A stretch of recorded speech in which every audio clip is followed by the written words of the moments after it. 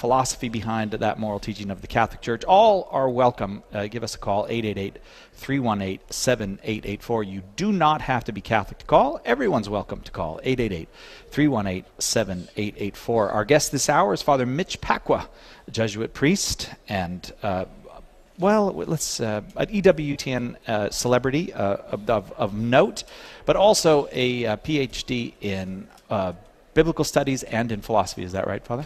Well, not PhD. I did my undergrad in philosophy and theology, and then did my PhD in Old Testament. Oh, I see. Okay. Yeah. And I have an unclarity about you. I'm told either 12 or 13 languages. 12. 12 languages, really? That's enough. Is that enough, really? Well, for what I want to do. See, for me, languages are not like racking up points and winning big prizes. Languages are tools. Okay. And, of course, when I was in high school, we had to take 4 years of English, like everybody else, and 4 years of Latin. And we took 2 years of a modern language. I took Polish, since that was already spoken in my home. I grew up with Polish in the home. And then just kept expanding as needs came up. Learning Spanish was very important. The neighborhood where I was born had become Puerto Rican, and so it was good to know Spanish.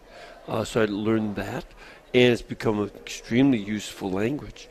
But then when I was in the theology school, I thought, this would be good to know Greek and Hebrew. Yes. Right. So we didn't offer any at our school, but I took an introductory Greek and introductory Hebrew at a Lutheran school of theology, and then took advanced Greek and Hebrew at a Presbyterian school, and eventually got my PhD from a Methodist school. But we also, in addition to knowing Greek and Hebrew, we also had to know Aramaic, Ugaritic, French, and German. And those are just necessary. Yeah.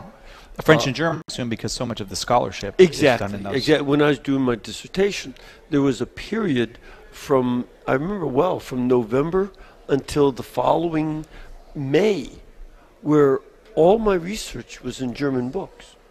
Yeah. I didn't work on any English books to get notes and such for my dissertation. It's just necessary. Ugaritic, I always enjoy speaking Ugaritic. It's a fun language. And you're making that up. Oh, really? Why would that be, Father? Because we don't know how it was pronounced. Darn, I tried so hard to pull that off. Yeah, it's only a partial vowel system.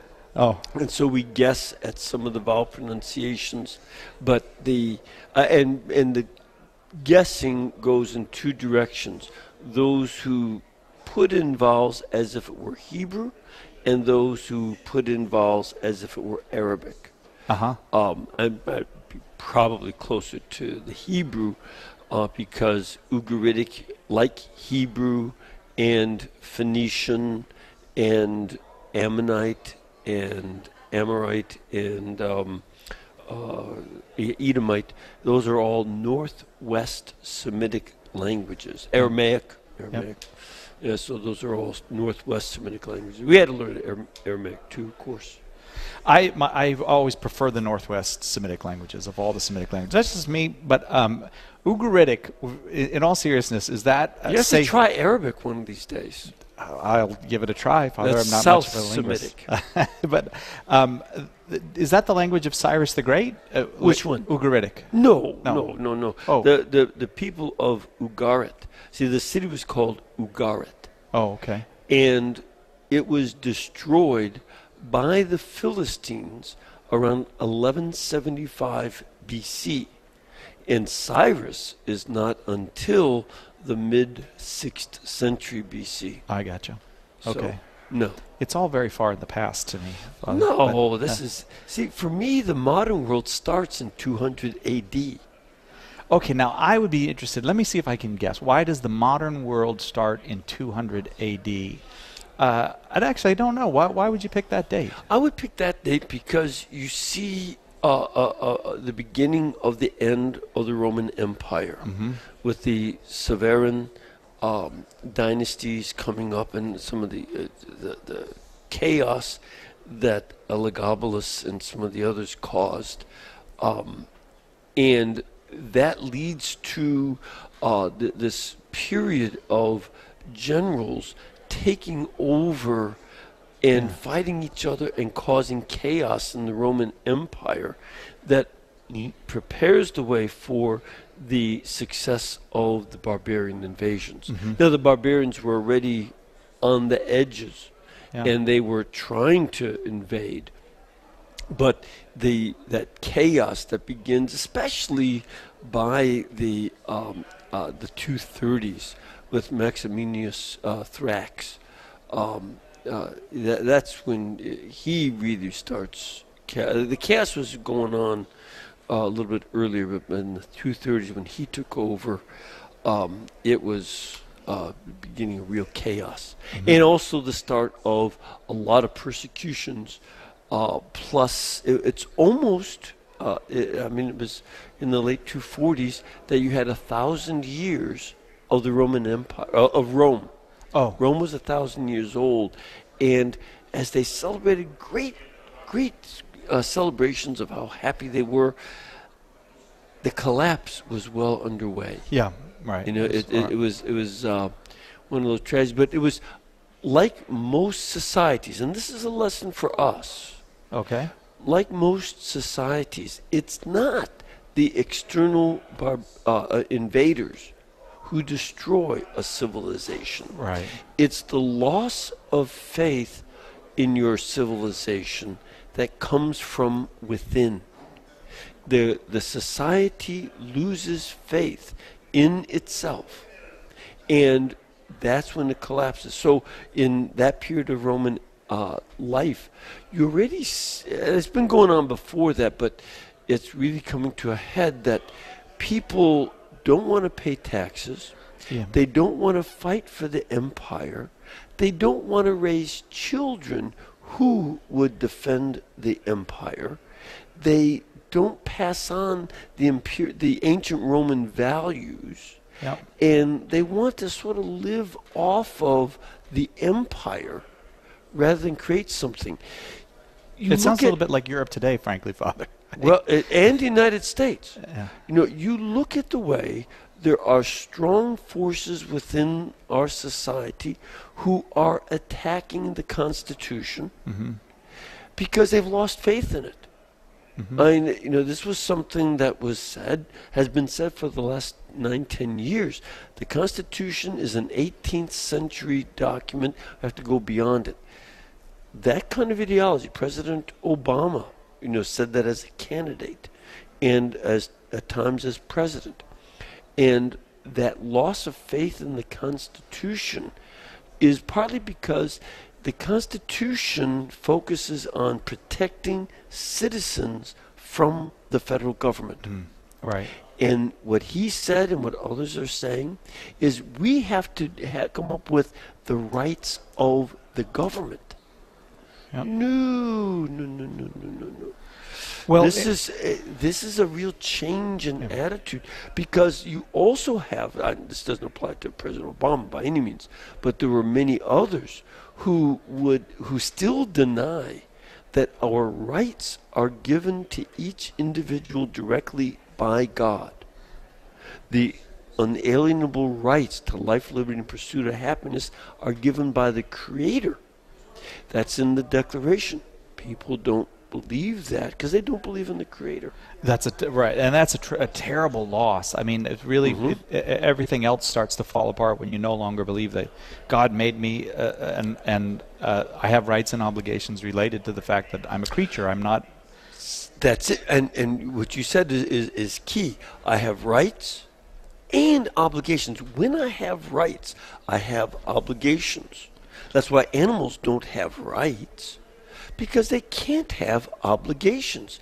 They can't be obligated to raise their own food. That's absurd. We ought to care for them. and be respectful of them, etc. But they don't have a right, and they don't have an obligation. We have both. And if we want to exercise our rights, we also must exercise our responsibilities. Romans lost that sense. Yep.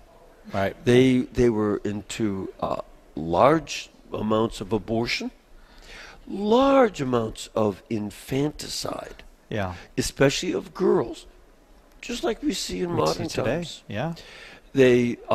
Christians used to go to the garbage dump every night and find babies. And look for babies, because the Romans were putting them out for the animals to eat. Animals don't have an obligation to protect a baby put into the garbage dump. Right. Their parents do. Yeah. But the Christians, in the face of the abandonment by the parents, would go and gather them up and save them. This loss of even the love, turn mothers and fathers against their own children's life is a major change in morals, and we see that going on. Father Mitch Pacwa is our guest. It is open forum today on Catholic Answers Live. Our number, 888-318-7884. I am Cy Kellett, your host, and we're coming to you today from the floor of the conference of the EWTN's National Catholic Radio Conference, meeting all kinds of wonderful, just fantastic people here, trying to maybe counteract some of the forces of dissolution in our society and remind people that God does love them, and that brings all kinds of joy, but it also brings a coherence to life that you can't get otherwise. We will go to calls when we come back. We'll take a quick break right after this. We'll take calls for Father Mitch Pacwa on Catholic Answers Live. Let us help you with your question today on Catholic Answers Live. Did the Catholic Church add books to the Bible, or did Protestants remove 7 books from the Old Testament? In Why Catholic Bibles Are Bigger, author Gary Machuda takes you on a fact-filled tour through the history of the Bible, revealing the whole story behind the lost books of the Protestant Old Testament. With the latest information, discourse on crucial issues, and a topical index, Why Catholic Bibles Are Bigger is a book that belongs in the library of every serious student of Scripture. Order your copy of Why Catholic Bibles Are Bigger today by calling 1-888-291-8000, visiting the shop at Catholic.com, or asking for it at a good Catholic bookstore near you. Pope Francis said, "The key that opens the door to the faith is prayer." Join St. Paul Street Evangelization by running a prayer station in the public square. You don't need to be a professional apologist or theologian. Just listen to the needs of the people you encounter. Offer encouragement, take prayer requests, and pray with people. Find out more and get involved today at streetevangelization.com. That's streetevangelization.com.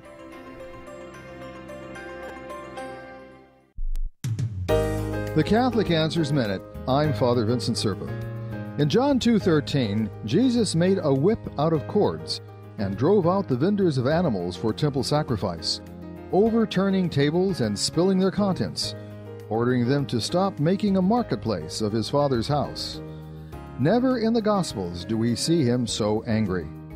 Through the centuries, the Catholic Church has recognized the sacredness of her churches as edifices of worship. Worship is our highest human expression because it is the acknowledgement of who God is.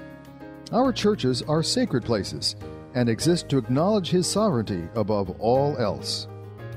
We don't go to church to make ourselves feel good.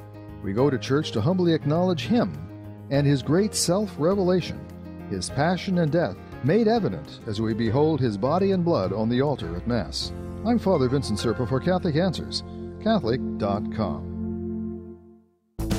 Call now with your question, 888-318-7884. This is Catholic Answers Live.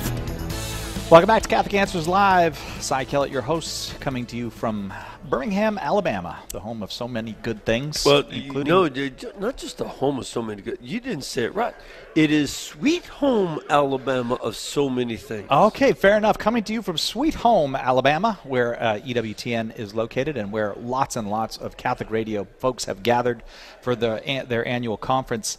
Mitch Pacwa is our guest, and I have to ask the crowd back up a little bit so the people in front can breathe. the crush is unbelievable here to see Father Pacwa. Father, we have lots of calls. Shall we go to them? Sure. All right, let's start with Tito in El Centro, California, listening on John Paul I think it's called John Paul the Great. Is that right, Tito, there, the station? John Paul II. John Paul II. Well, he's got a lot of titles. Yeah. So. Tito, your question for Father Pacwa. Just wanted to let you guys know it's a blessing, and thank you for taking my call. Thank you, Tito. We're glad to. My question is, I'm 22 years old, and I have two friends. One Mormon, and the other one he's a charismatic Protestant Christian.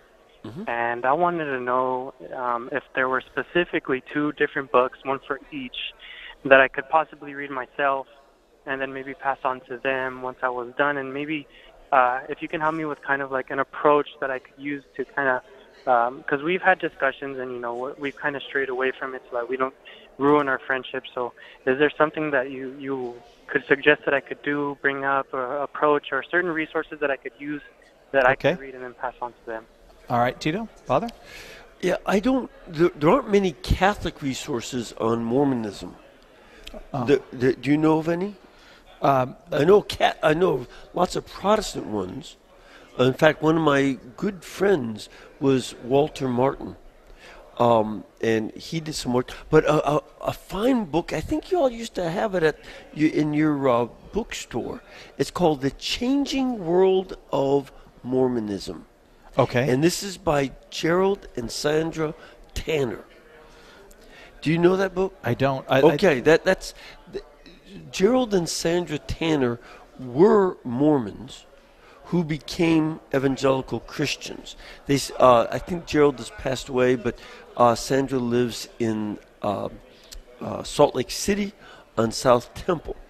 And the reason I like their book is not only did they use a lot of primary resources, but they discovered a lot of, they did some really good research into primary resources.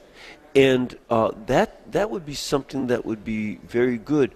And then you have, Rod Bennett. Yes, how can I forget Rod Bennett? I had him on my show. The Apostasy That Wasn't. This is something that is a good source for both of your friends, that Mormonism depends on there having been an apostasy from the time of Christ and the apostles to the next generation. And Rod Bennett shows this is not the case. That didn't happen. Did not happen. I hope that you have read the Book of Mormon with great care. I know I was given a Book of Mormon, and I have read it with great care. I take notes. I underline important points. And one of the things that, in that doctrine of the great apostasy, the teaching is that a church where they wear silks and lace was the church founded by Satan, and it has many daughter churches that were founded by other demons. Clearly, they're trying to describe the Catholic Church as being founded by Satan. And it's important to understand that if you're accusing us of being founded by Satan himself, we do have an obligation to defend that. And so we will. And we can. And Rod's book would be good. As far as the evangelical friend, it's important to find out what he believes and why. Because there's such a wide variety of Protestant theologies. I don't know what he actually believes on a lot of topics. Now, something that you might want to use is a book that I wrote. I don't know if it's in your catalog. It ought to be if it isn't. Okay. It's a Bible study called Saved, a Bible study for Catholics. And I go through studying some of the key elements of salvation. And what makes Catholic approach to salvation so helpful is that we don't use the word only or alone when it's not in the Bible. We don't want to say you're justified by faith alone, by grace alone, when the Bible also says baptism now saves you, and by hope you are saved. It's not faith alone. Hope counts too. And love is greater than faith or hope. So I guess that counts too. And I go through the Bible itself. And that would be a good study for you to do, maybe with your Protestant friend. The Mormon has another set of issues. But with the Protestant friend, that may be helpful. Does that help you, Tito? Yes, it did. Thank you so much. Appreciate you. Oh, you're welcome. God bless you. And say hello to folks in El Centro. I like it out there. Yeah, enjoy your summer in El Centro. It's summer now. See, because in the real summer, it's something else. It's something beyond summer. Yes. Let's go to Jeff in Peoria, Illinois, listening on 94.3 FM. Jeff, your question for Father Mitch Pacwa. Hello, Father Mitch. Hi, what can we do for you? Well, over the past month, I've had a chance to talk to a number of women, all of whom strongly advocated for the ordination of women into the priesthood. Mm-hmm. And just a couple of things I noticed was, one, just a few of the ladies weren't even Catholic.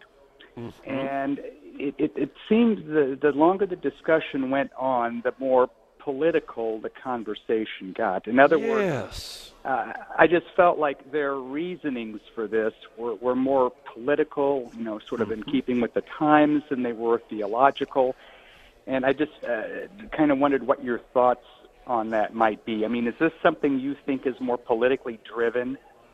I went to seminary with a number of the women who were foundresses or founding members of the Women's Ordination Conference. This is back in the mid-'70s. And they talked a lot about this. So I heard a lot of their arguments. And let me just mention something that was said by one of the thinkers and theologians of it, Elizabeth Schussler Fiorenza, who had said, we have to have women in the priesthood so that we can destroy the priesthood and end all patriarchy in the church. Now, they don't want, I'm not going to have her speak for everybody, but she did speak at the conference, and that was part of her speech, that she wanted the priesthood to be destroyed once women get into it. Now, what's going on here? How do we deal with this theologically?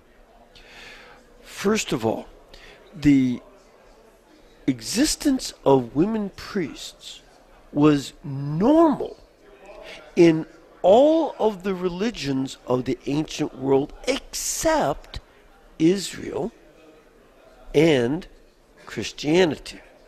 Were you aware of that, Jeff? Oh, yeah, absolutely. And as a matter of fact, there were priestesses in every different religion. Oh, well, we got to take a break? We have to take a break. Hey, Jeff, don't go anywhere. We're going to continue with Father Pacwa's answer.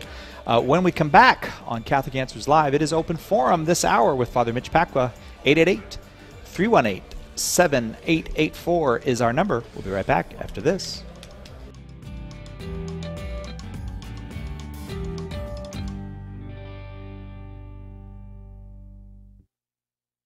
Catholic Answers Live.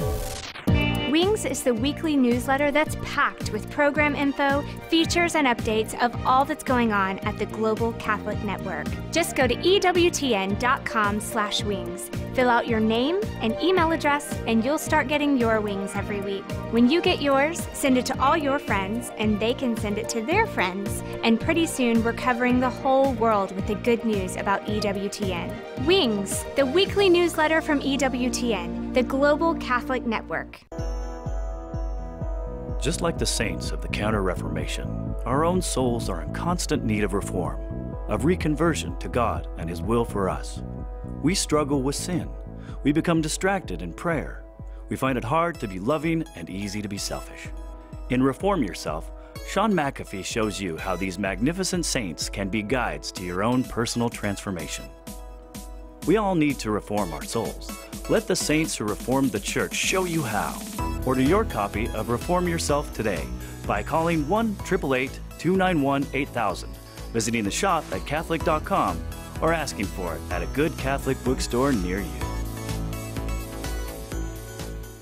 Did the Catholic Church add books to the Bible, or did Protestants remove 7 books from the Old Testament? In Why Catholic Bibles Are Bigger, author Gary Machuda takes you on a fact-filled tour through the history of the Bible, revealing the whole story behind the lost books of the Protestant Old Testament. With the latest information, discourse on crucial issues, and a topical index, Why Catholic Bibles Are Bigger is a book that belongs in the library of every serious student of Scripture. Order your copy of Why Catholic Bibles Are Bigger today by calling 1-888-291-8000, visiting the shop at Catholic.com, or asking for it at a good Catholic bookstore near you.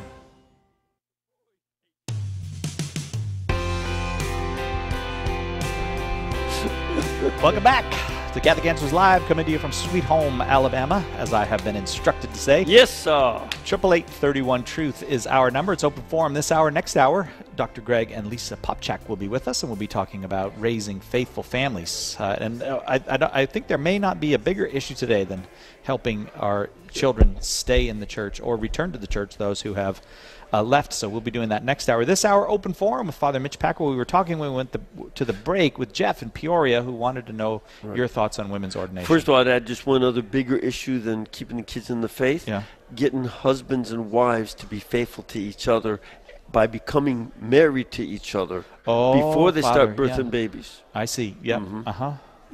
But back to our friend Jeff. So, Jeff, as I was starting to say, all of the ancient religions had priestesses in the areas surrounding the Mediterranean, except Israel. And why are they so distinct? Well, it gets at another understanding of their relationship with God. One component of it that you see going back to the prophet Hosea, writing in the 730s or so BC, is that the Lord loves Israel the way a husband loves his wife. And this gets picked up again by the prophet Jeremiah and again by Ezekiel, both of whom were not only prophets, but both of them were also priests. And then you see in the New Testament, Christ picks that up and sees himself as the bridegroom of the church, and the church is his bride. And when we are dealing with sacraments, such as ordination, which is one of the 7 sacraments in the church, we are also dealing with an outward sign instituted by Christ to communicate grace, correct? Yes. As such, it is an outward sign. There was a time when the ordination, women's ordination movement was getting going, when it was preceded by a certain fad to change the signs of the Mass. We ought to do Mass with beer and pretzels, because that relates to people. It's got alcohol in it. Wow. And I actually met people who were at an attempted Mass, because I don't want to call it attempted, where it was wine and garlic bread. And at another attempted Mass where they had M&Ms cooked into the Eucharistic bread, which wasn't bread at that point. Jesus took bread, not cookies. Right. And and there was one preface that I saw. I didn't hear about it. I read it myself back in 1969. That's, thank God for milk and cookies, because they wanted milk and cookies to be used for the Mass at children's Masses. Well, here's some of the problems. You change those symbols of bread and wine to beer, pretzels, etc., etc. You end up undoing and unraveling a series of symbols that in that case go all the way back to Melchizedek in the Middle Bronze Age, as he brought bread and wine to be sacrificed to God Almighty. All right? Yep. Well, excuse me, to God, the Most High, El Elyon. And that would be an undoing of so much else. The multiplication of loaves and fish, the transformation of water into wine, both of which occurred right before Passover in John's Gospel. Then the third Passover is bread and wine at the Eucharist. You can't play with these symbols. Similarly with the priesthood, since God takes the symbol of Israel being the bride and the Lord God being the groom, and Christ picks that up for the church and himself, if we change the priest who acts in the person of Christ, that is not late medieval theology. That is St. Paul in 2 Corinthians when he says, I'm acting en to prosopo Christou, in the person of Christ. Right. And as such, I, as a priest, am a symbol of Christ. I would change all of that and undo that connection with our roots in ancient Israel as well as the present, and change our way. And that's here's one of the other things that also occurred. Once this was discussed, then, wait a minute, we got to change who God is. We can't have the Father, Son, and Holy Spirit. We have to deal with the Father, Mother, the Son, Daughter, and the Spirit. They made two persons into hermaphrodites. Then they also, or it's the Father and the Holy Spirit is the Mother. No, because then you have Christ proceeding from the Spirit and the Father, and that's not the case. The Holy Spirit proceeds from the Father and the Son. You keep messing more and more things up by a simple change of a symbol. And this is not, and what I heard the feminists saying then, and the pro-women's ordination people saying back in the 70s, we've got to have women in there because that's where the power is. And once we get into the power position, one of the professors that taught at your alma mater, Mary Daly, had said, once we get women in the priesthood, then we will make abortion the 8th sacrament. Oh, Lord help us. This kind of statement was being... because they saw this as a way to get power, to empower women and make abortion not merely legitimate, but sacramental. And if you remember one of her books, she even devised a ceremony of celebrating one's abortion.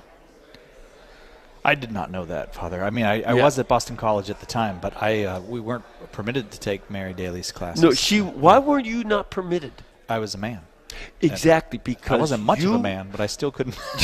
Because you were a male, right? You were not allowed in her course. Right, yeah. Jeff, let's go back to you. What do you make of all that? Does that address your questions? Well, yeah, it does very well. I mean, and it's an excellent start to all of that. And not that I'm brilliant, it just sort of gives a little credence to what I was thinking, that a lot of this does sort of become political before it does anything else. Yes. And this is what I find so disconcerting with the whole idea. So, yeah, well, absolutely. That's a fantastic answer. I really appreciate it. But I tell you one thing, though, Father. It is hard to argue against beer and pretzels. I mean, I know it's not the right thing, but... He's not arguing against beer and pretzels, just not as elements for the Mass. Yeah. Beer and pretzels.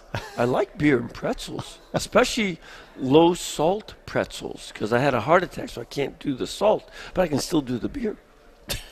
Jeff, thanks very, very much for that. And by the way, both beer and pretzels were invented by Benedictine monks. I didn't know that. That's why the pretzels are shaped like monks holding their hands in prayer. I like those Benedictine monks. I do too. They give us a lot of good there stuff. was a type of beer that existed in ancient Egypt and elsewhere, but it was sweet. It was like a Chablis or something. And what the Benedictines did is add hops, and make it tasty, and in so doing saved Europe, because the barbarians, for whom they made the beer, had destroyed the water system. Oh, so you had they something destroyed. to drink. Yeah, the water was so bad.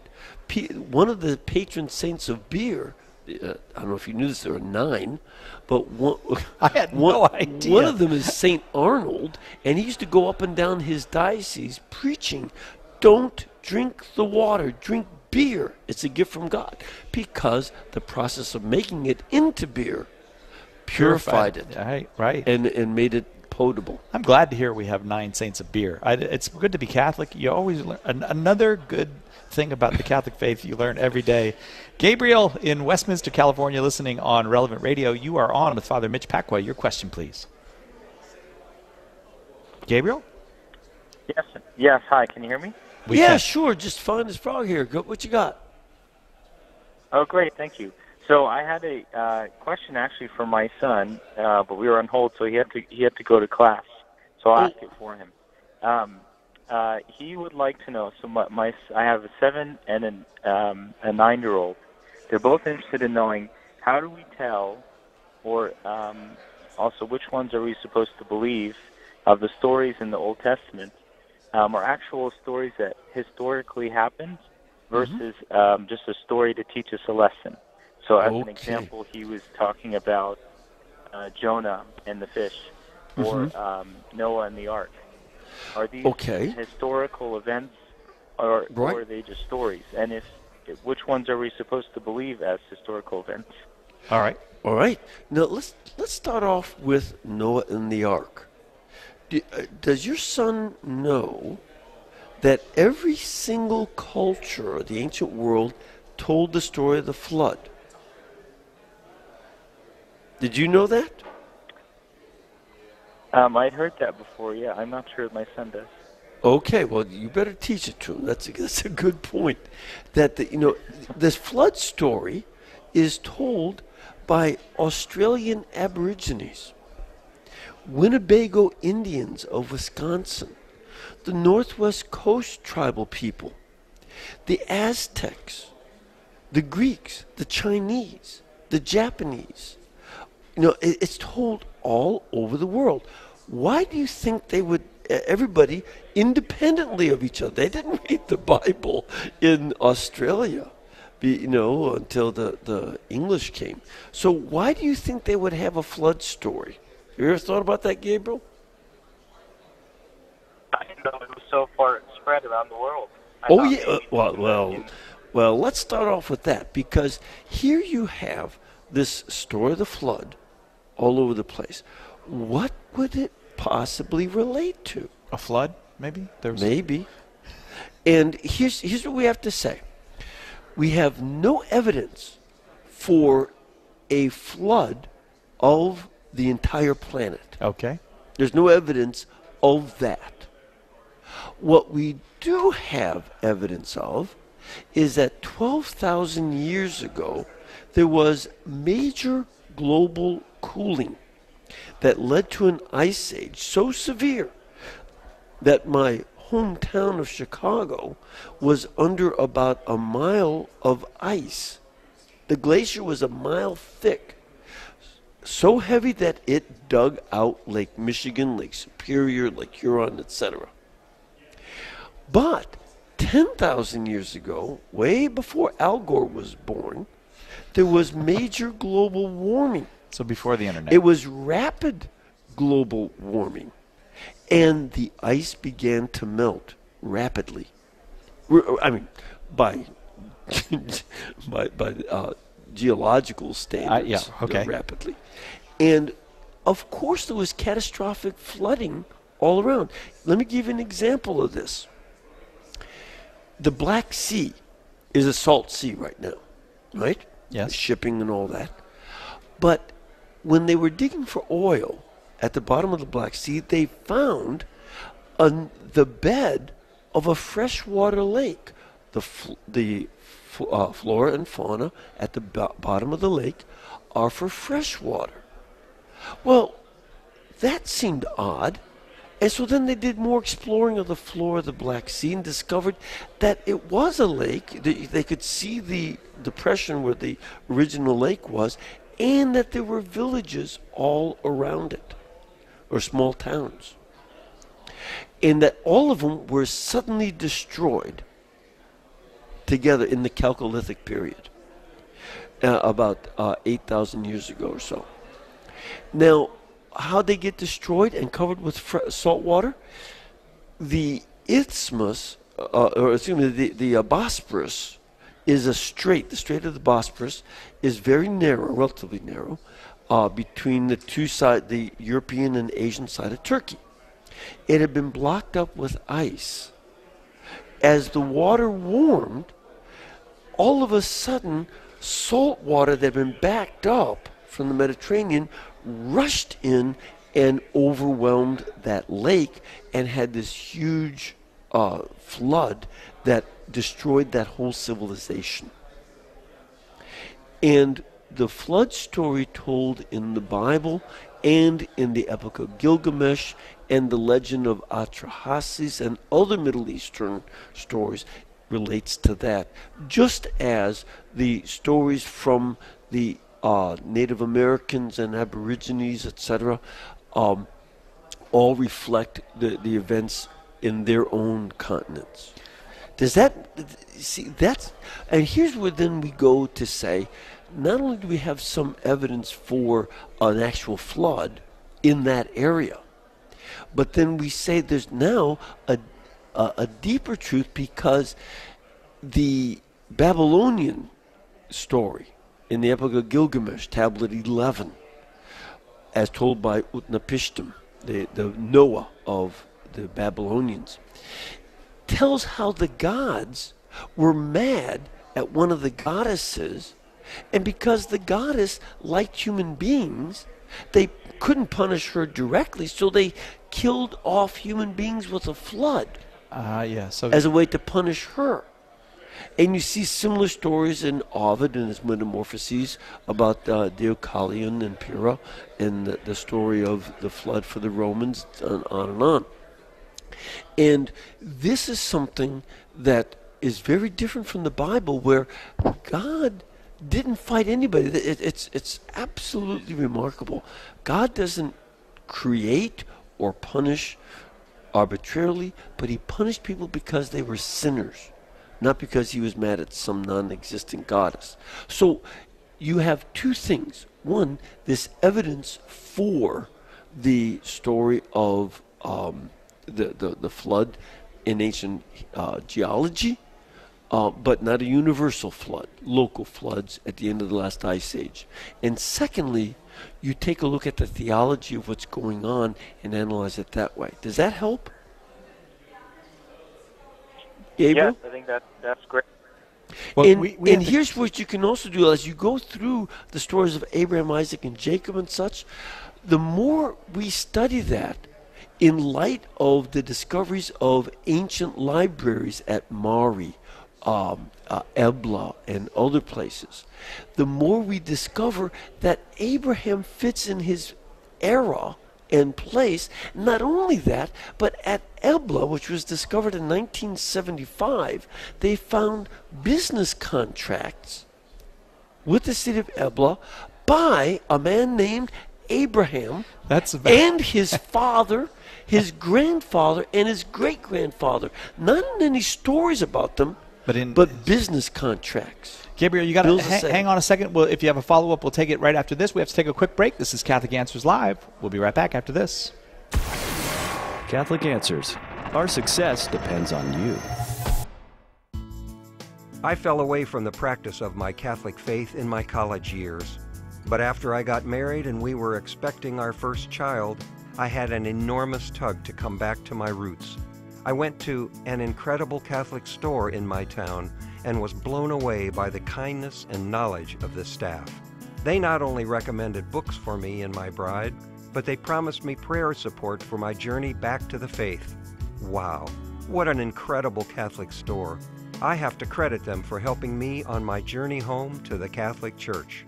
Now they consider me part of their family, and I have shared with them my oldest son's desire to become a Catholic priest someday. An incredible Catholic store in your area can be found at IncredibleCatholicStore.com. That's IncredibleCatholicStore.com. The Incredible Catholic Store, transforming the world one soul at a time. Just like the saints of the Counter-Reformation, our own souls are in constant need of reform, of reconversion to God and His will for us. We struggle with sin. We become distracted in prayer. We find it hard to be loving and easy to be selfish. In Reform Yourself, Sean McAfee shows you how these magnificent saints can be guides to your own personal transformation. We all need to reform our souls. Let the saints who reformed the church show you how. Order your copy of Reform Yourself today by calling 1-888-291-8000, visiting the shop at Catholic.com, or asking for it at a good Catholic bookstore near you.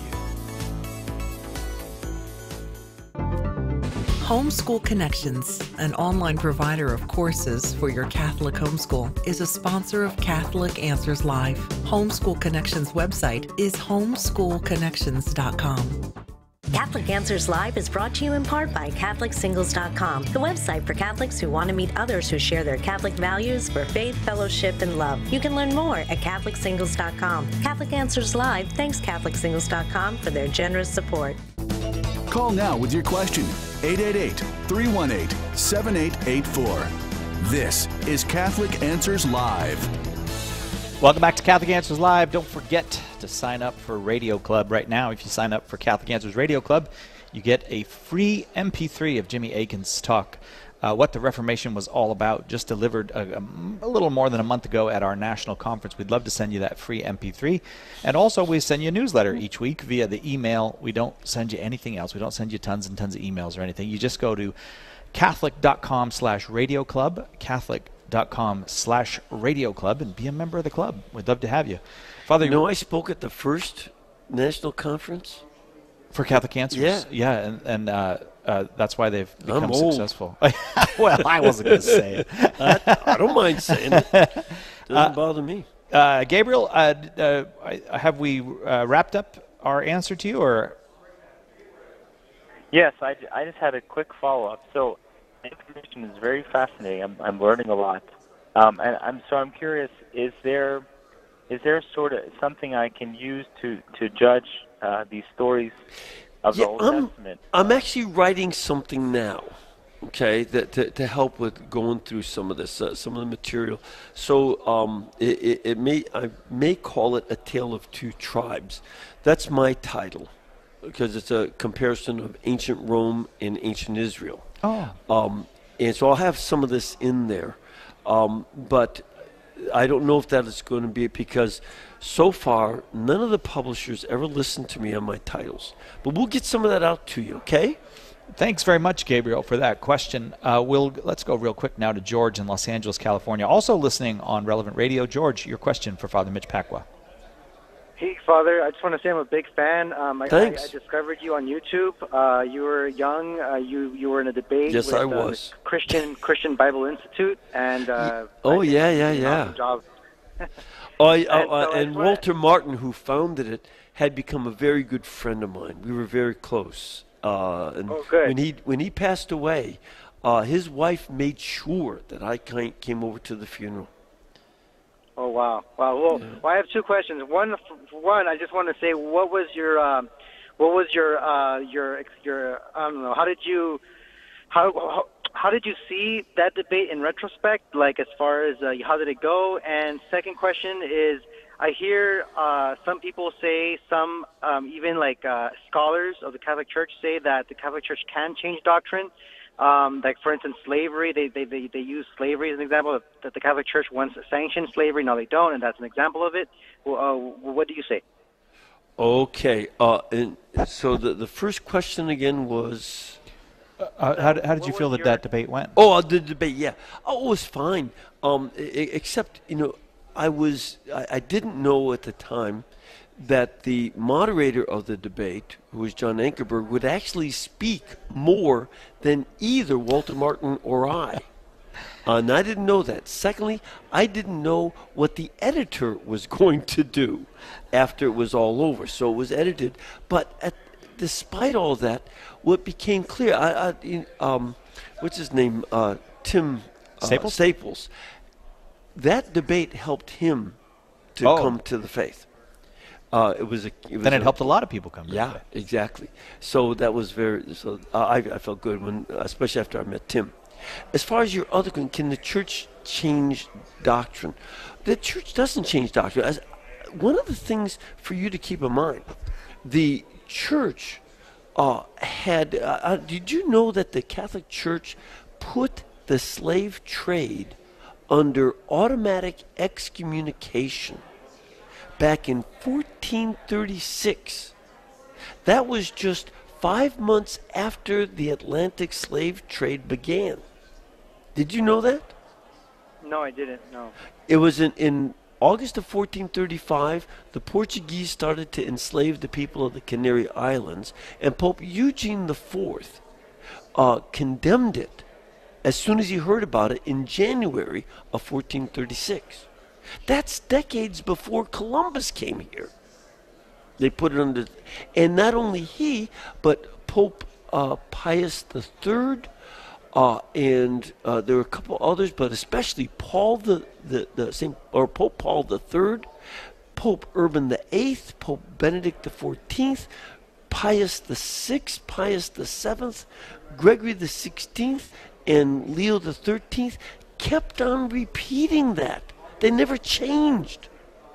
And people are saying that the church went back and forth. It did not.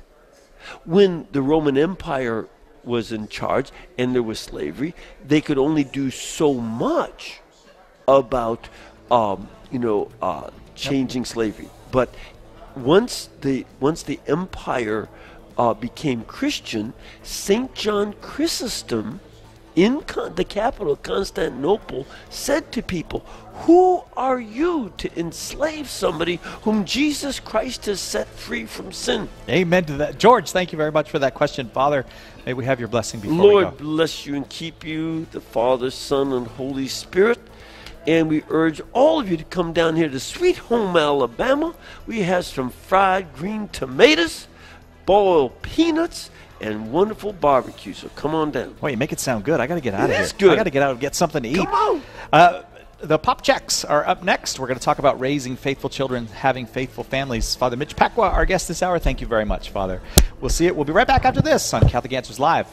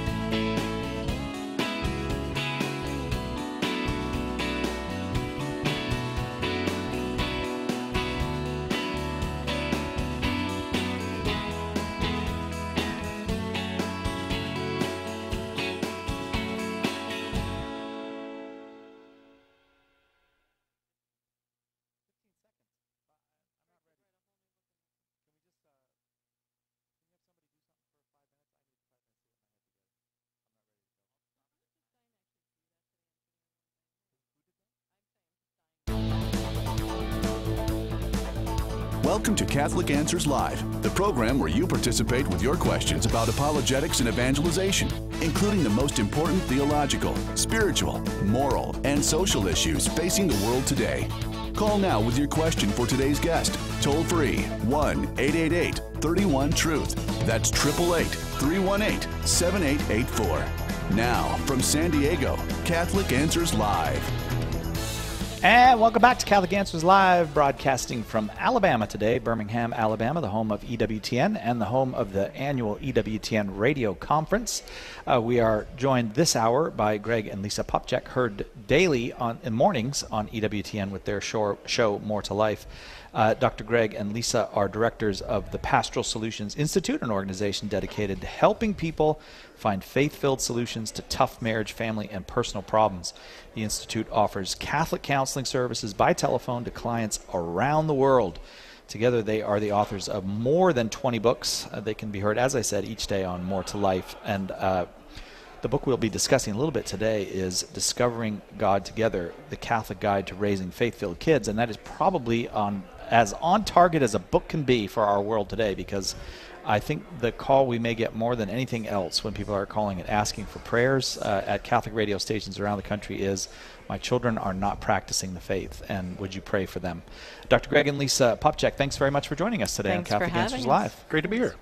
I just want to ask you this because you share this experience with me. How weird is it to see your head blown up on an 8-foot-tall banner here at the?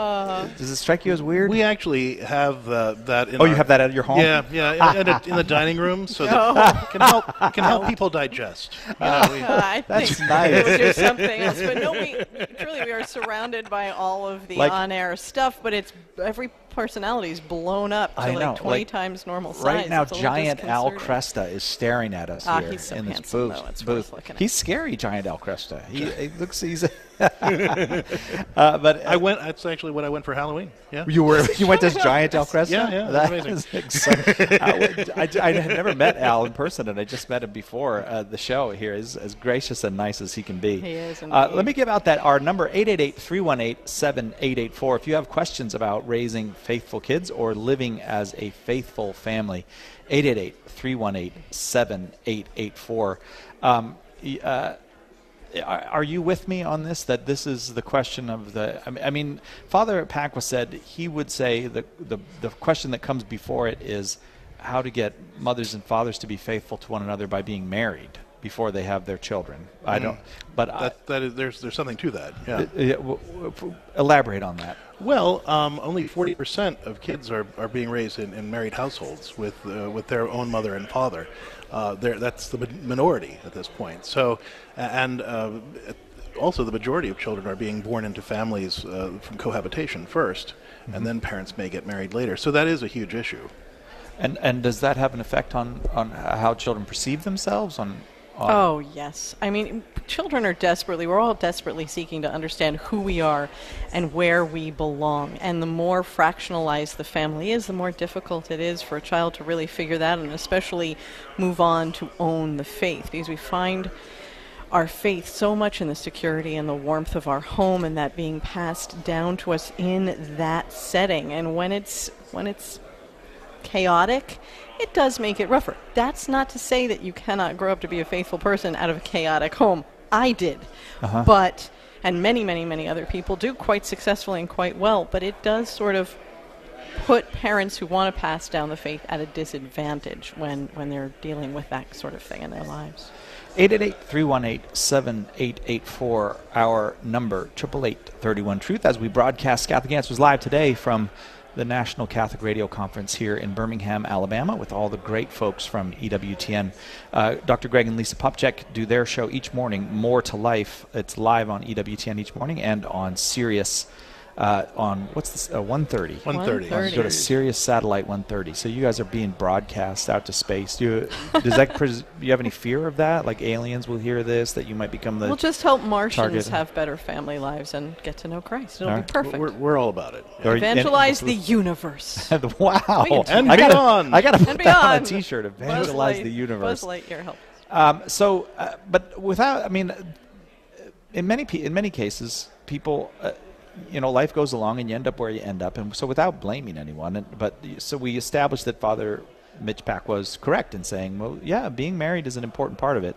What are the keys, however, to anybody, whether married or unmarried, whether single parent or two-parent household, what are the keys to raising children in the faith who practice and live the faith? Well, there are lots of different things that contribute to it, and there are lots of different paths to raise kids who are faithful. Some of them are more direct than others. But the one thing that all the research seems to show, and there's a surprising body of research on this, on what they call kind of faith transmission, the idea of how do we, as parents, communicate our faith to our kids in a way that makes them want to own it as adults. And the one thing that all the studies seem to come up with is that the most direct route for kids to own their faith and carry it into adulthood consistently without falling away is when kids are raised in a household where they experience the faith as the source of the warmth in their home. Oh. Even more important than catechesis, even more important than really any other religious foundation or formation, the most important thing that makes kids want to own their faith and carry it into adulthood is when they really experience the faith as the source of the warmth in their home. And if you think about it, I mean, that makes sense, right? Because if I'm growing up in a household, right, and I feel there's something different about my homes. We maybe have difficulties. We don't always get along necessarily, but at the bottom of it all, I recognize that there's something different about the way we relate to each other as parents and kids, as husband and wife. And I look around and I see my friends, and for whatever reason, there's more warmth in this house than in those houses, right? And because of that, I'm able to put up with all the rules maybe that my parents have that my friends don't have. Right. I start to get a sense of why we have to do this church thing or religious education. Because I experience a real palpable difference in the way we relate to each other as family first. And then my parents can say, if you see any difference here, it's because God is teaching us how to love each other. And that's a beautiful, powerful way to evangelize our kids.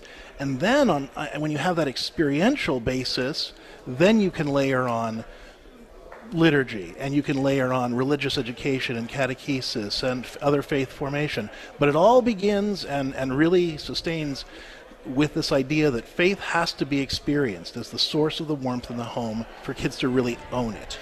Is it possible that you could have a family or that where mom and dad really are faithful and it really is a warm family? Then they love the kids know that they're loved and all that, but somehow they're not verbally or another connecting these two things for the kids? Like, is this something that I as a parent should think, well, I love my kids obviously they know that I'm a Catholic father, we go to Mass and all that. Do I need to make that bridge for them, that these two things are connected? Well, certainly they can begin to discover it and intuit it in the core of who they are just by experiencing it, but it doesn't hurt to mention it. It doesn't hurt to say, you know what, Dad's going through a really hard time at work right now, or Mom and Dad are struggling with this or that kind of thing, but we can pray through this together. We can trust in God together. Or you're praying with your kids, or you're saying, you know what, with everything in the world that's going on, we as a family can come around each other in Christ and be more. And saying that does help. It helps a lot, but it can also be intuited and should be. And building on that, for example, if your family meal times are warm and pleasant, but they begin with a real meaningful grace, not just the 7-second saying words at God grace, but actually, something that brings your life as a family together in prayer, and that's the foundation then for a really nice family dinner. Or if you go out together and you're having a family day and you pray about it, Lord bless this day together, and the kids really see that through it all, whether we're playing or working or praying or talking together, God's always a part of it. Then that makes it, so that I guess would be the next thing. The second that you sort of anticipated, that on top of the faith being the source of the warmth in the home, finding ways to help kids experience God as the other person in the household. To really see him not just as somebody we go to visit on Sunday, or somebody that we talk about when I go to school, but somebody that I encounter in a real way at home, because we talk about him and we talk to him and we relate our hearts to him and we kind of gather around him to really kind of share and build our relationships. Well, Greg, I think you make a very good point here. Too often, it's my experience that parents are sort of nervous about the kind of thing that you're talking about here, Si, where it's, do I have to talk about it? It feels awkward. But instead, we send the kids to religion class or we send the kids to Catholic school and think it'll be covered. We take them to Mass on Sunday. We get them to confession once a month, whatever that is. And it almost becomes for the children another subject in school. Now, I don't know about you, but I don't want to spend hours of my day doing algebra or bringing my broken heart to algebra. It's not what it was a course I had to suffer through, and I don't ever want my faith life and God Himself to be that extra task, that extra course in school that has to be suffered through. Mm-hmm. I want it to be the core of who we are as a family, so that we can celebrate God and know He loves us and that we love each other more because of that. Only 83% of Catholic families pray together at all. Pray together. They pray individually. But only 83% of Catholic families pray together. Only 13% of Catholic families say grace. And that includes families who go to church every week. And so, when we're not allowing God to be a part of our home, an actual member of the household, we don't let our kids have a real experiential encounter of the faith. Faith becomes, like Lisa was saying, another subject that they have to study, and it doesn't become the source of the warmth at home because God isn't really part of it.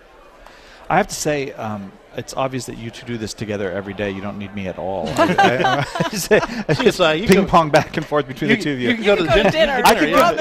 Hey, I will go to dinner. I just heard good things about dinner. Let me give the phone number, though, 888-31-TRUTH. That's 888-318-7884 with your questions about how to raise children who are faithful and how to have a family together that is faithful. 888-318-7884. We'll take a quick break. I have to say, when you said that about suffering through algebra, I did that several times. Yeah. Suffered through Algebra 1.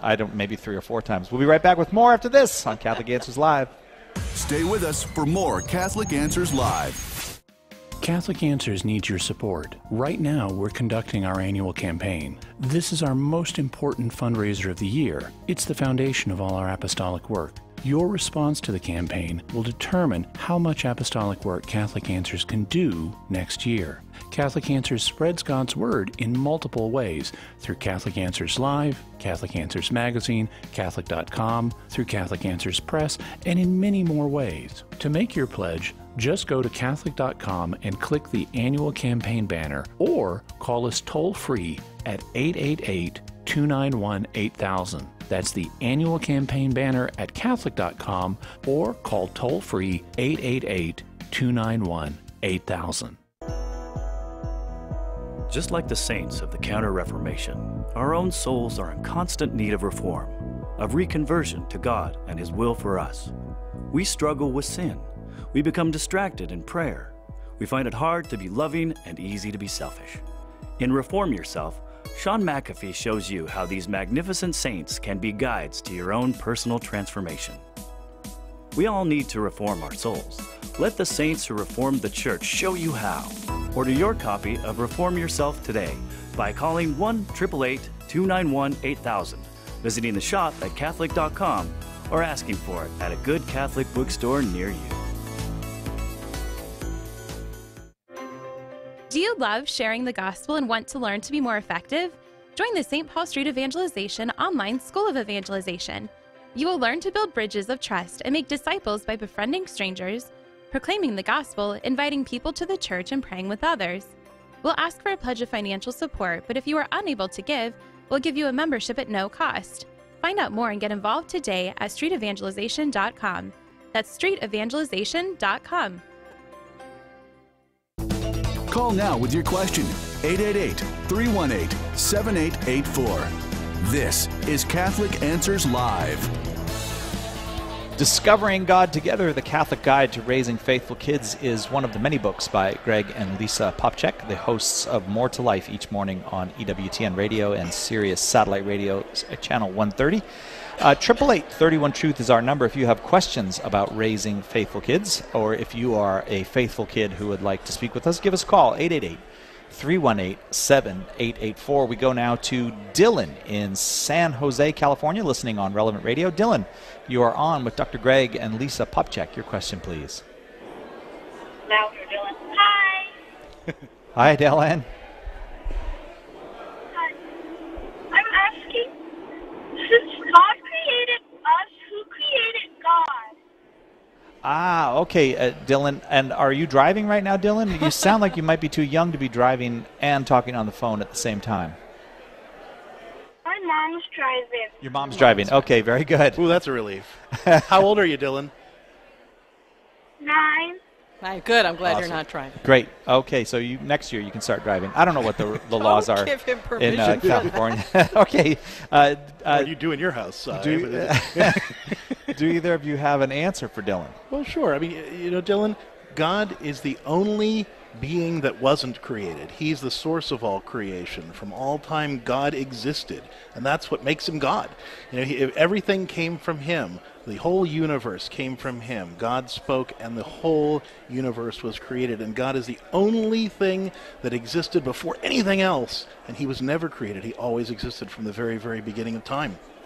It's a great mystery. It's hard to understand. None of us really get it, but we know that God is bigger than any of us, and that God has loved each and every one of us from before time began, and that love is what ultimately was spoken, that spoke the universe into being, and ultimately created you. That's right. And enabled you to call us here today. Dylan, I just want to say you've got a great mommy.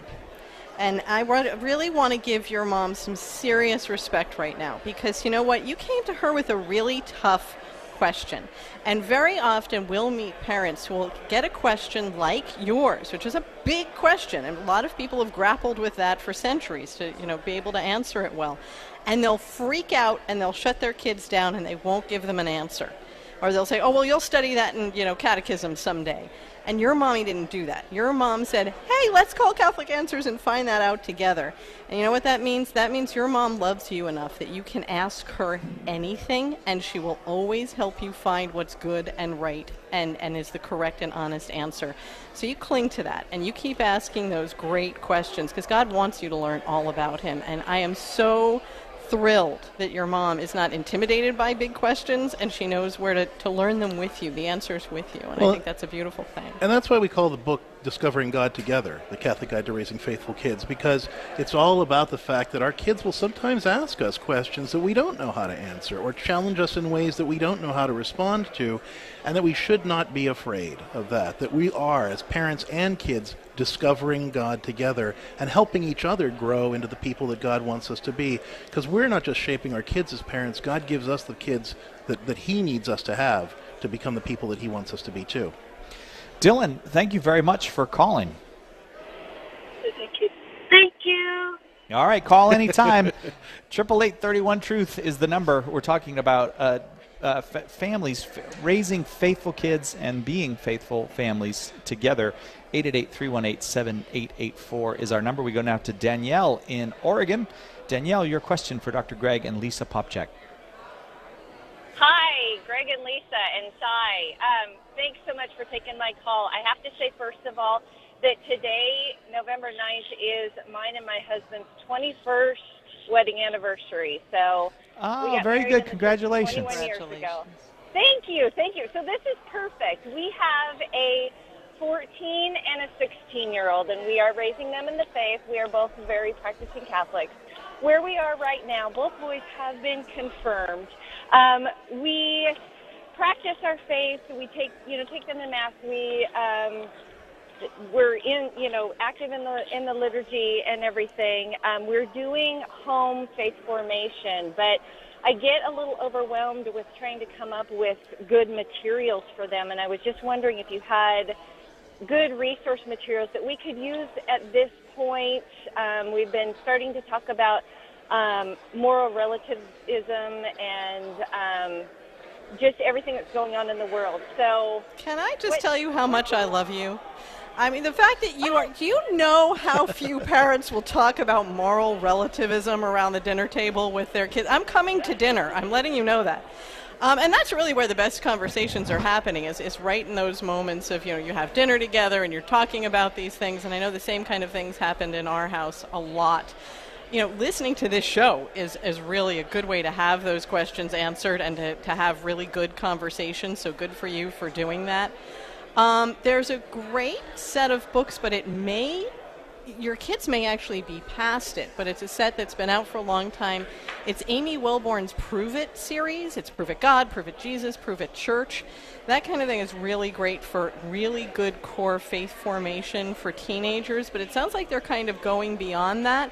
And so really any of the resources at the Catholic Answers website would really be something that you could explore together. Yeah, and what I like about what you're saying, Lisa, is the idea that, again, this is something that we can discover together. It's not something that we necessarily have to get a catechism book with the teacher's manual and sit down with the kids and say, okay, now we're going to discuss moral relativism. It's something that we can have a conversation around the dinner table when we hear a story in the news, for example, about same-sex marriage. Or we hear a story in the news about some other issue related to, moral relativism.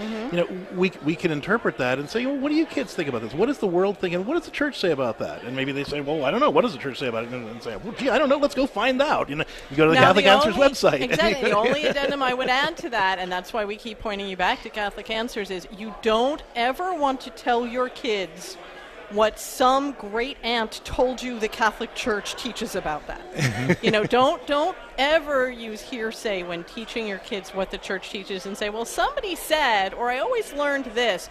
Really find out, because the depth and the beauty of what you will find out is so much greater, so much more understandable, and will lead you to such a more healthy and holy and fulfilling life than anything you just sort of heard somewhere. But I will say that in addition to those resources about apologetics and catechesis, the two resources that I'd turn you on to from us that will help you. First of all, Discovering God Together, the Catholic Guide to Raising Faithful Kids, has a chapter where we look at all the different stages of faith, from toddlerhood through young adulthood, and different stages of faith need different things at different stages in order to kind of feed it and let it grow. And so at this stage, your kids are going to need something different than they needed when they were, in early childhood. So that book's going to help you kind of target what kind of spiritual nourishment they need. The other thing, at this stage of life, they're really going to be having a lot of questions about relationship and what it means to be them, sexuality, what it means to have a body, what does it mean to relate to others, what is a Catholic vision of love. Our book, Beyond the Birds and the Bees, the Catholic Guide to Raising Whole and Holy Kids, is another resource that I think will be very helpful to you in addressing a lot of the questions that are coming at you from that relational standpoint. So, filling it in with those other apologetics materials that you can find, all over the place through Catholic Answers and EWTN in general, really having that foundation of that relational approach to this whole thing with resources like Discovering God Together or Beyond the Birds and the Bees. I think the litmus test for this is always going to be, are these conversations drawing you closer together with your kids, where you begin to have respectful conversations that lead you closer to God and closer to each other? Or are their hearts being hardened and you find yourself fighting? If the second one is the case, you have to back up and make sure you're really working on that relationship with them, increasing the warmth in your home, and making sure you're laying down a good foundation of love so you can respect each other enough to really delve into these topics. How's all that, Danielle? That sounds good. We're really trying to stay in tune with them on how much they are responding back to what we're telling them, and just in general conversations. And Sai, you'll be pleased to know that we listen to a lot of Catholic Answers, so we do use the resources a lot. I am very pleased to know that. Awesome. Thanks very, very much. And enjoy your anniversary. God bless you, Danielle. Thanks very much for that call. We're going now to John in Cincinnati, Ohio, listening on Sacred Heart Radio. And, John, it may be one of those situations where we get your question first and most of the answer will come after the break. But your question for John and Lisa, excuse me. Sorry, John, I put you in here for Greg and Lisa Popchak. That's okay. I'm not Retro Radio hosting person myself. But my question is, you guys have talked about warmth and the faith being a source of warmth in the home and how that helps kids keep the faith. I have 3 young boys, all ages 4 and under, and God willing, we may have more kids down the road. How do you work that warmth into it when mealtime is a battle and bedtime is a battle, and you're just trying to keep your head on straight. And so how do you work spirituality and warmth into it when you're dealing with young kids? That's a great question. We have about a minute until we got to go to the break, so why don't we start on an answer anyways? Sure. Well, it comes from being, especially with kids, you said you have 3 kids under 4, right? And it starts by being very flexible about how you do it. If you can't do it if you're having them all kind of kneel next to each other on the bed and have a very kind of formal experience of this. Or even dinner time is the same thing. It's not going to be this exact, picture-perfect Norman Rockwell dinner time. But there's a matter of being a little bit more flexible about it. And we'll talk after we come back from the break about how you can approach that. Okay, John, thanks. I'm sure that they're all under 4, you said, right? Oh, yeah. So I'm sure you're doing all 15 decades of the Rosary with them, right? I'm assuming that. But well, this is Catholic Answers Live. You don't do Luminous Mysteries? You don't do the other 5? What's yeah, that's right. Now there's 20 decades. Sorry. Keep up, man. I went back to my own childhood.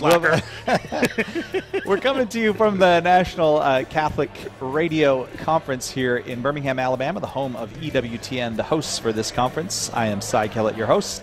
We'll be right back with more after this on Catholic Answers Live.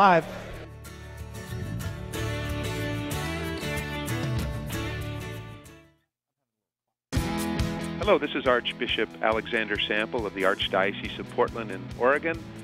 Keep that dial right here on Catholic Answers Live. Just like the saints of the Counter-Reformation, our own souls are in constant need of reform, of reconversion to God and His will for us. We struggle with sin. We become distracted in prayer. We find it hard to be loving and easy to be selfish. In Reform Yourself, Sean McAfee shows you how these magnificent saints can be guides to your own personal transformation. We all need to reform our souls. Let the saints who reformed the church show you how.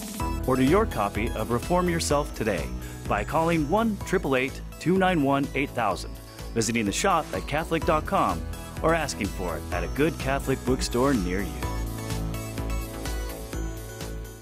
Did the Catholic Church add books to the Bible, or did Protestants remove 7 books from the Old Testament? In Why Catholic Bibles Are Bigger, author Gary Machuda takes you on a fact-filled tour through the history of the Bible, revealing the whole story behind the lost books of the Protestant Old Testament. With the latest information, discourse on crucial issues, and a topical index, Why Catholic Bibles Are Bigger is a book that belongs in the library of every serious student of Scripture. Order your copy of Why Catholic Bibles Are Bigger today by calling 1-888-291-8000, visiting the shop at Catholic.com, or asking for it at a good Catholic bookstore near you.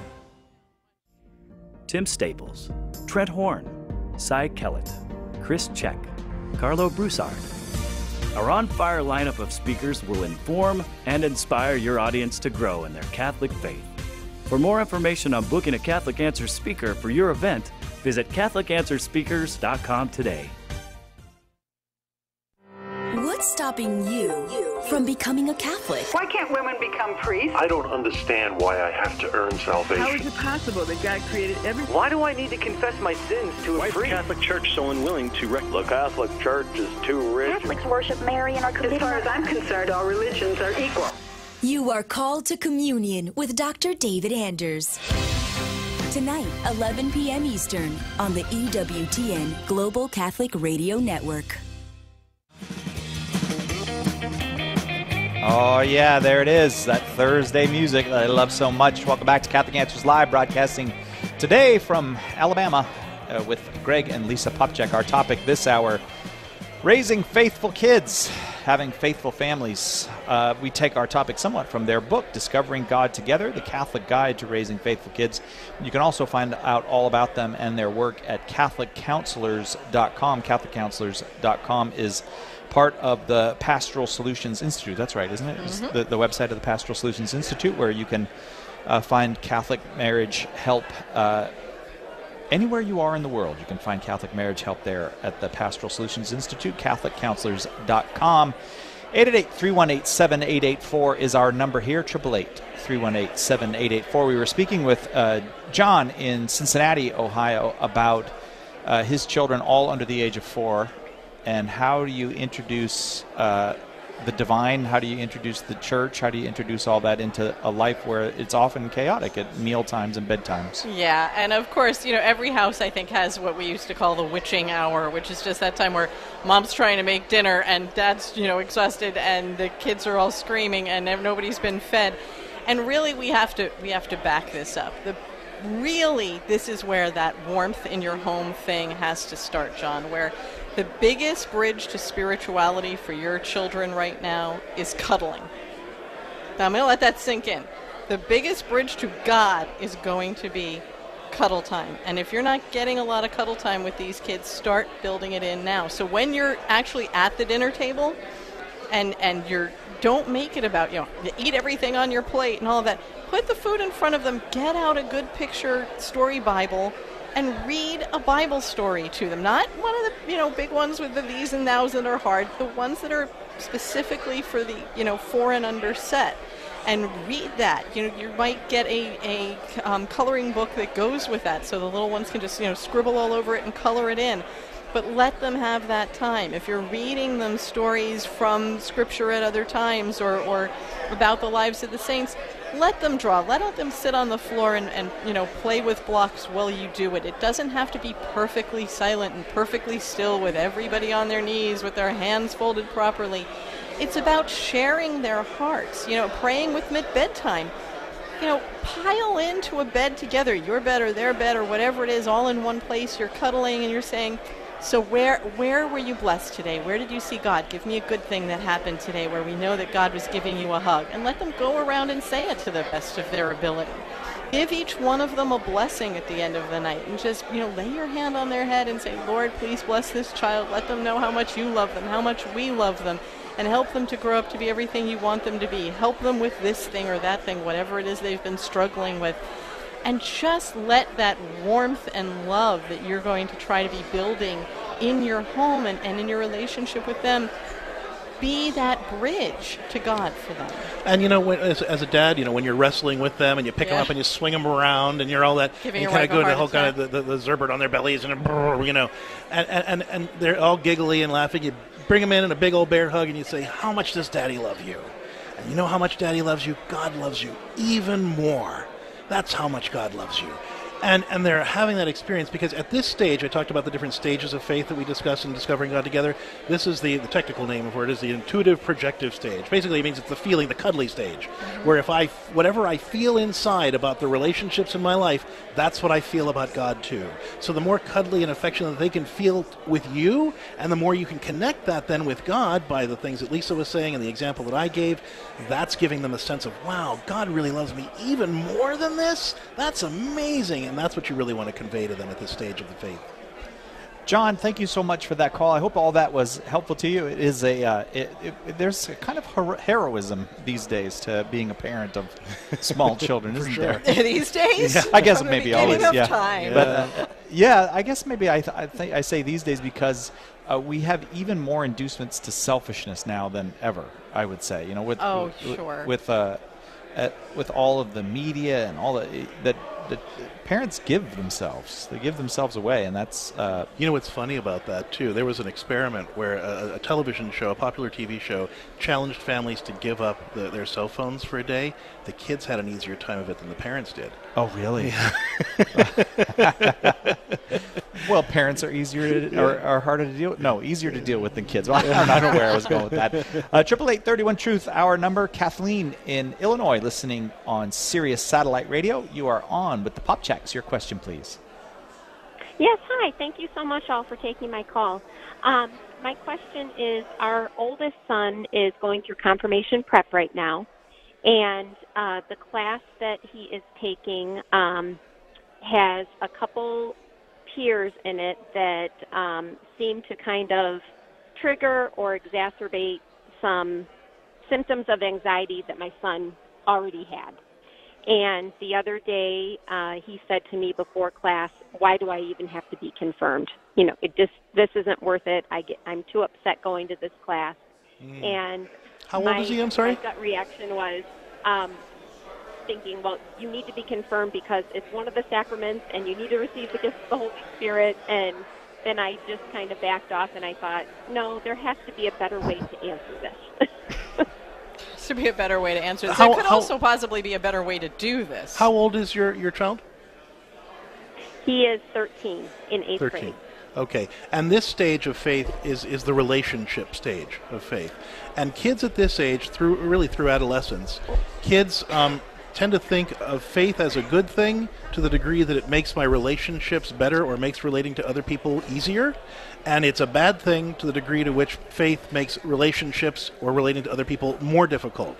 And so what you're experiencing right here is, he's in a class with other kids who are giving him a hard time, and his relationships are, and especially around his faith, he's experiencing faith as a complicated relationship that's making my life awful. And at this relationship stage, that's the worst thing, right, that he could possibly have, because from that perspective, faith is making his ability to have relationships with other people more difficult. So the challenge here is there some other way to form him and get him ready for confirmation that wouldn't necessarily involve these conflicted relationships? Because there's not a lot that you can necessarily do about these other kids in the class, right? So if there was some other way to form him so that he wasn't being triggered by these other kids, to kind of separate those issues out. Obviously you need to help him deal with other kids and deal with this anxiety issue, but that's a separate thing. But is there a way that you could, for example, do more of that confirmation preparation at home? There's some great programs out there. So I'd go to your religious ed director, I'd go to your pastor first, actually, and say, look, this is a situation we're hitting, and my son's having, anxiety triggers from this. We really want him to be confirmed and grow in his faith. Would it be okay with you if we did a program at home? And that way you're really building, or if they have another, maybe pastor would want to tutor him, aside from that, but bring that to him. There's a great program we actually used with our youngest child recently that Ascension Press put out. It's videos, and it's all about the power of confirmation. It's wonderful to prep the kids for that. But there are a lot of good resources out there now. And for your son to hear, hey, Mom really gets this, and she wants me to love God more than go to a class, and you take that on, that's going to speak volumes to him. In terms of why, explaining to him why is confirmation important, you say, sort of think about it in the terms of family life, okay? Baptism is how we're born into God's family, and we get God's family name. Just like when he was born into your family, he got your family name. At communion, he was allowed to sit at the grown-up table and be part of the family relationship and really part of the family meal where, God was sharing his very self with him as that meal, but he got to participate as an adult, if you will, at the grown-up table of the family of faith. At this stage, at confirmation, he's getting the family mission. Back in the day, families used to be dedicated to a certain kind of work, right? This family was a shoemaker, or his families were this or that or the other thing. Well, as Christians, our mission is changing the world and helping to bring God's love to the world. And confirmation is the sacrament we receive God's family mission, where we then go out to the world and discover the specific gifts that God's given us to make a difference in the world. And that's why confirmation is important, because God wants to give him the mission that's going to help him know who he is and how God wants him to make a difference in the world. So that's kind of the answer to why do I have to do this, but more importantly, how he's doing it, I think, is going to be what lets it stick or not, because right now he's experiencing it as a relationship that's complicating my faith instead of making my relationships more effective. And to go back to our previous call, we never want to make the faith just another subject in school for our kids, because that's going to be distasteful for them no matter what. Kathleen, how does all that strike you? Oh, I just so appreciate all the recommendations and advice you gave. My mind couldn't even go to the place of, there might be a different way to do this. And they do that at school for him. I don't know why I didn't think we could do that in faith formation. So I really appreciate it. Awesome. Well, Kathleen, thank you very, very much for that call. 888-31-TRUTH is our number. Dr. Greg and Lisa Popcak are our guests. And before we go to we've got to go to break in just a few seconds. But having said all of that to Kathleen about confirmation, do the two of you have any sense of the appropriate age for confirmation? Because I know that's controversial. Or do you just stay out of that controversy? Yeah, we stay out of it because it really varies from diocese to diocese. Yeah. And I think the most important thing, though, is whatever age you're receiving confirmation, to be able to convey that idea. I think that's the kind of method we take in Discovering God Together of explaining it, that family image, of what each of those three sacraments of initiation really do from a family perspective. Because, again, that's something kids can really grasp. The theology of it all sort of gets lost on them. But being able to understand that, baptism is where we're born into God's family. The The Eucharist is where we're allowed to kind of sit at the grown-up table and participate in the family meal of God, and confirmation is where we sort of learn the family business of bringing God's love to the world and discovering how God made us to make a difference in the world. The family business is making disciples, and business is good. There's a lot of work to do. We'll be right back with more after this on Catholic Answers Live. We're glad you're with us. Stick around for more Catholic Answers Live. Did you know that there's a place you can turn first that features the newest, most exciting Catholic resources, as well as a huge selection by some of the best Catholic authors and speakers on the planet? It's our online store at shop.catholic.com. All of our offerings are time-tested and apologist-vetted, and trustworthy and faithful to the teachings of the Catholic Church. And, of course, the lights are always on for your shopping convenience. It's one-stop shopping made affordable and easy. Shop.Catholic.com. Did the Catholic Church add books to the Bible, or did Protestants remove 7 books from the Old Testament? In Why Catholic Bibles Are Bigger, author Gary Machuda takes you on a fact-filled tour through the history of the Bible, revealing the whole story behind the lost books of the Protestant Old Testament. With the latest information, discourse on crucial issues, and a topical index, Why Catholic Bibles Are Bigger is a book that belongs in the library of every serious student of Scripture. Order your copy of Why Catholic Bibles Are Bigger today by calling 1-888-291-8000, visiting the shop at Catholic.com, or asking for it at a good Catholic bookstore near you. The Catholic Answers Minute. I'm Father Vincent Serpa. In John 2:13, Jesus made a whip out of cords and drove out the vendors of animals for temple sacrifice, overturning tables and spilling their contents, ordering them to stop making a marketplace of his Father's house. Never in the Gospels do we see him so angry. Through the centuries, the Catholic Church has recognized the sacredness of her churches as edifices of worship. Worship is our highest human expression because it is the acknowledgement of who God is. Our churches are sacred places and exist to acknowledge His sovereignty above all else. We don't go to church to make ourselves feel good. We go to church to humbly acknowledge Him and His great self-revelation, His passion and death made evident as we behold His body and blood on the altar at Mass. I'm Father Vincent Serpa for Catholic Answers, Catholic.com. Call now with your question, 888-318-7884. This is Catholic Answers Live. Faithful families raising faithful kids. That is our topic this hour with Dr. Greg and Lisa Popcak. That is what they do all the time, both on their show, More to Life, carried mornings on the EWTN Global Catholic Radio Network and on Sirius XM Satellite Radio Channel 130, but also through their other we were talking about family businesses. Their other family business, Indeed, making or helping marriages work at CatholicCounselors.com. Lots and lots of folks with questions or comments. So we go now to Angel in New Mexico, listening on the iCatholic app. Angel, your question for Dr. Greg and Lisa Popcak. Hi, thank you for taking my call. Happy to, Angel. So my question is, I have 2 boys. They're 10 and 8, and the same class. I really want them to be involved in the church, such as like an altar boy. Although they don't want to do it, and I don't know. I don't want to force them into do it and then put them away from faith.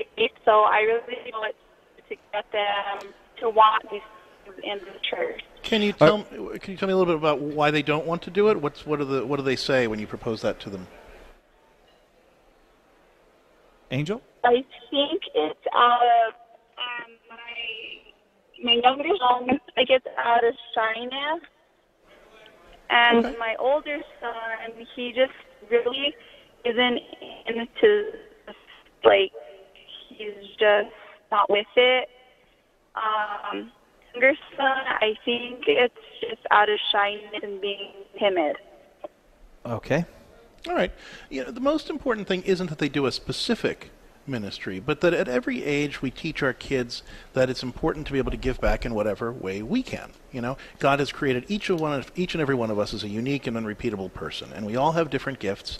And so in addition to being loved by God and by mom and by dad, it's important to be able to love back, to be able to give back in some way. And so one of the things you want to ask your kids in general is, tell me, what are the things that you do like to do? And then how can we help the kids then do that thing for God? So for instance, if they like to play sports, right? How can they do that in a way that glorifies God? Well, you might say, well, how can they play baseball in a way that glorifies God? Well, they can be good sportsmen. Pope St. John Paul the Great had a whole document on how sports was a great way to encounter God and how to encounter God working through our bodies, and it encourages sportsmanship and teamwork. And if they were the guys on the field, for instance, who were really always looking out for their teammates, who were always volunteering to help the coach with various things, who were always encouraging each other instead of dealing in the trash talk that sometimes goes on. They're ministering, and being able to talk to them about that. Being able to not just see ministry as a thing that they do in church on the altar, but ministry as something that they do in school with their friends, in sports. How are they giving back to God? How are they making disciples by really sharing God's love with other people? And so that's the most important thing, having that focus on ministry that says, tell me what you're good at, kid, and now let me help you figure out a way to do that for God. Angel, thank you very, very much for that call. We're in our last segment, so I'm going to keep moving because we want to get to everybody. I must say here at Alabama at the radio conference, I did not know that things like just sitting here doing a radio show and then Dr. Ray Guarendi walks by dressed as a cowboy. He looked like Woody. What was that about? He looked like Woody I don't from Toy Story. know, but we'll find out. He just walks by dressed as a cowboy, waves at us, and keeps going. And just kept going. and Greg just keeps giving his answer like, no, he's nothing. I don't know how you didn't skip a beat there, because that cannot be unseen. I know. Once you've seen that, it's not going to go away. Because I'm a dad, nothing surprises me. Francie in Massachusetts listening on 1060 AM. You are on with Dr. Greg and Lisa Popcak. Your question, please. Hi. I'm going to try to make this as abbreviated as possible. I just want to say I love this channel. I love the many topics that come forward, and this is truly appreciated now for me. I am a grandmother. I just converted to being Catholic. It's been about maybe a year and a half now, and God's taken me in many directions. And one of the questions in my prayers that I keep asking is, how do I help my now grandson, who just turned 7, who was just baptized at 5? And I believe Lisa had alluded to this a lot earlier in the show about the family function. And I came from the opposite, where it was just chaotic, there's divorce, there's all of it. And here I am now finding myself at a crossroads and trying to explain where we want to go now based on God's plan, and still learning myself. So I took a lot of information so far from everything that's been said. I get like a page of notes and resources. Oh, God bless. Book.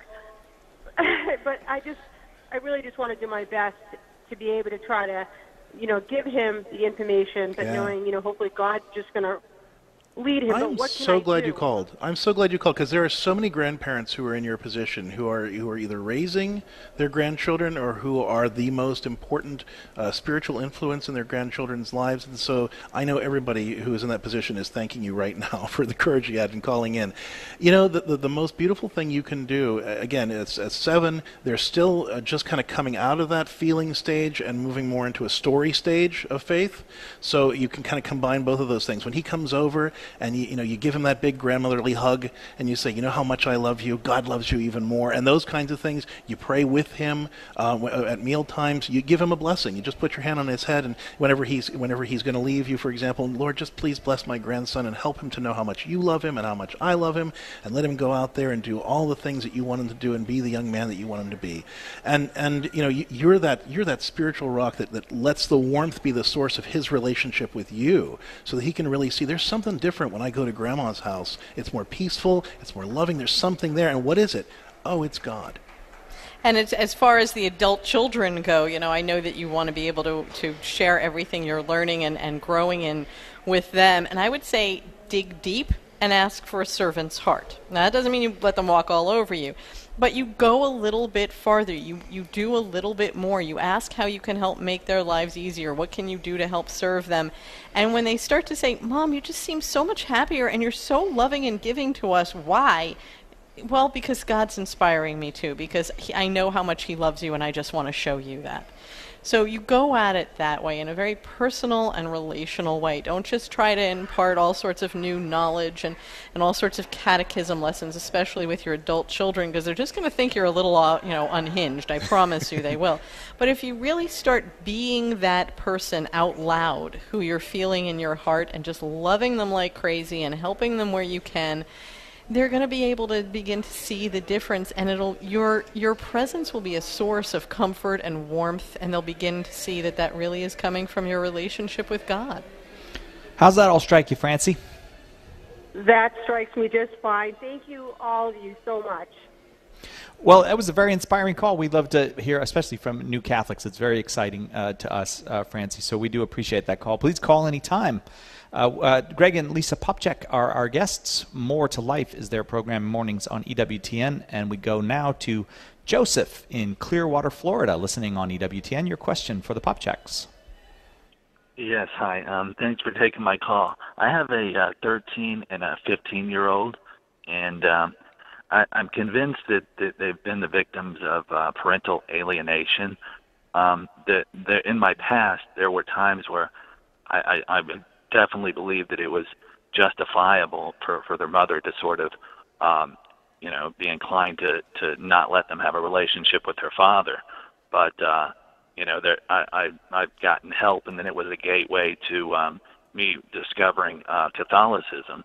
And I'm desperate to impart on them what I've learned. And I've had opportunities. I've seen them. Basically, my times with them is based on their mother's mood. I never pursued my rights, but I've How often do you see them now, Joseph? Just so I have a sense of what kind of contact you have with your kids right now. Yeah, that's the big problem. They just sort of on their own, and probably because of their mother's influence, have really just like severed communications. But there were times when we were inseparable, and they adored me. And how old are they I now? even taught them 13 and 15. Okay. So my question is, do I pursue legal rights? I hear you guys talking today about you can't force something and that sort of thing. But I just don't have any rights. I can't get an audience with them even to live the faith and have them witness. I don't know. That's the question. Well, no, that's fine. And the problem is at this stage, even if you, I wouldn't discourage you from pursuing the legal rights. I think that would be perfectly fine. But the more important issue is even if you have those legal rights, they're at the stage where they could refuse to go, for instance, and that wouldn't necessarily do you any good. So I think that's fine to go ahead and pursue that, and important to let them know that you want to be in their lives. But the most important thing, though, even with that, is finding some easier way in. I don't know what kind of relationship you've got with their mom. If you can show her that you're a different man, that you're a safe man to have her kids around, to be able to to show her that you respect her boundaries and that you are a different kind of guy, and say to her, I really love to be able to have a relationship with my kids. What would it take to win your trust, to be able to let me back into their lives, and to have you advocate for me with them, because I'd really love for them to have this relationship. That's going to be your best way in, whether you pursue the legal rights or not. So that would be my biggest encouragement to you. Find whatever way that you can to establish a relationship. Go through their mom if it's at all possible, because she's going to have to be a part of this, whether you pursue her legally or not. And really try to not just bully her into letting you see the kids, but really build that relationship there to show her that you're a different guy than you used to be, and that you're safer than you used to be, and that you have a lot to share that the kids really benefit from experiencing. Okay, Joseph? Yeah, thank you. I mean, the thing is, I've tried all that, and I've been living, just by example. I mean, she sees me. It's been a number of years that I've been totally different. I just don't live that lifestyle. In fact, largely tried my best to live very devoutly. And then go ahead and pursue the legal route to just kind of move the conversation forward, but don't just assume that that's going to do it all for you. Was my only point. Joseph, thanks very, very much for that call. Thanks to everybody who called today. Greg and Lisa Popcak have been our guests. The book that you very well might want to get to follow up on this conversation is Discovering God Together, The Catholic Guide to Raising Faithful Kids. Greg and Lisa Popcak, thanks very much for spending this hour with us. Thank you. And if folks would like to learn more about our counseling practice, they can go to CatholicCounselors.com, not just for marriage work, but also individual and family counseling too. And a special thank you because you're getting to dinner late. We're holding you from dinner, so go enjoy your black-eyed peas and whatever else is going to be served for dinner. Amen. Tomorrow, Father Wade Menezes will be on with us here from and another guest who, if you. I'm drawing a blank at the moment, but it's just going to be fantastic tomorrow. We promise. I guess I got to get to dinner too. We'll see you tomorrow, God willing, on Catholic Answers Live.